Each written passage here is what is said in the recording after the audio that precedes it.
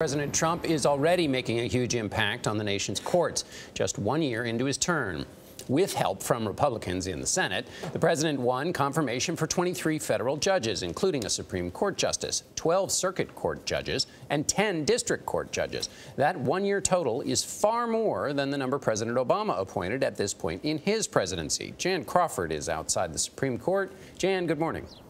Well, good morning, John. I mean, you know, a Supreme Court nomination, that can be a president's most lasting legacy. And although President Trump has had a contentious relationship at times with the federal judiciary, he's already made a lasting impact. He's put one justice on the Supreme Court, nearly 24 judges on the lower courts, and that is just in year one.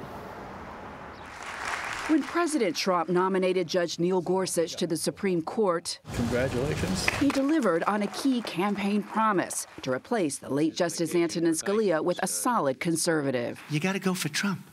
Supreme Court justices. In 2016, 56% of Republican voters said the Supreme Court was the most important factor in their support for Donald Trump. But the White House is also making its mark on the lower courts, where the president is looking to fill 145 vacancies nationwide. What the president's doing with the courts is truly transformative. Leonard Leo is an outside advisor to the president on judges and helps lead the Conservative Federalist Society. These are people who believe in self-government, that most of the big issues in our country need to be decided by the people and their elected representatives. There have been missteps at the district court level. Have you ever tried a jury trial? I have not. Civil? No.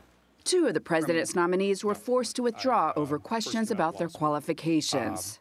But on the appeals courts, the new judges are highly credentialed conservative powerhouses, what you'd expect from a traditional Republican president.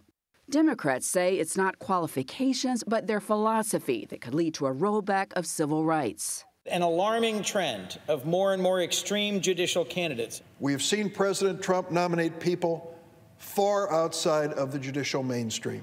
The goal is not just to get a few ultra-conservative judges on our federal courts. It is to capture the entire judicial branch. Leo says the judicial battles show elections have consequences. The president made it very clear the kinds of people he was going to nominate, and that's what he's delivering.